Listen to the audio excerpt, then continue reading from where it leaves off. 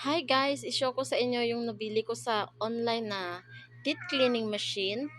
Ang ganda niya guys, may dental mirror din siya at saka with a mood mood reset siya guys. May strong, smooth, extra strong and strong. Tapos guys, yung may ano din siya ng may dalawang two-head toothbrush din siya at saka yung isa yung ito guys yung pangtusok sa gilid para matanggal yung tartar mo. So ito guys, kagandahan dito guys yung pag wala kang pang bayad na magpa teeth cleaning ka guys. So maganda din ito guys nga ito na lang ang bibilhin mo. Ikaw na lang maglinis ng teeth mo guys. So, ayan guys, sinubukan ko sa anak ko guys. Ayan, natanggal talaga yung mga tartar niya guys, sa gilid ng ng ngipin niya. Sobrang na-amaze din talaga ako guys. Pati yung sa akin, tinanggal ko din yung mga tartar sa gilid ng ngipin ko. So, ayun guys, na nakakabawas din ng amoy ng bunganga. So, kaya guys, mabaho yung minsan yung bunganga natin kasi nga marami na yan mga tartar guys. So, yan guys, kung gusto nyo matanggal yung mga tartar nyo, gamitin nyo ito. At saka, wow. Parang ako yung nag-promote nito ah.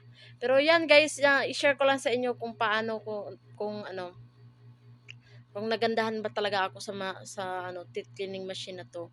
Okay lang din siya guys. Okay lang naman so far.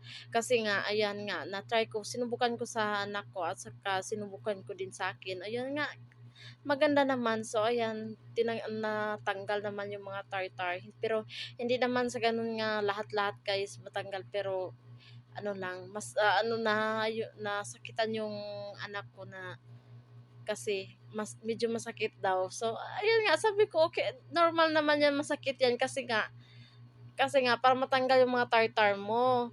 So kaya yan, medyo masakit talaga siya. So ayan guys, ito guys ginagamit niya guys na pang toothbrush niya kahit kahit umaalis siya, kahit na papunta siya sa school, bago siya magpunta sa school. So ayan ginagamit niya na toothbrush, yan guys. Kasi nagandahan talaga siya guys.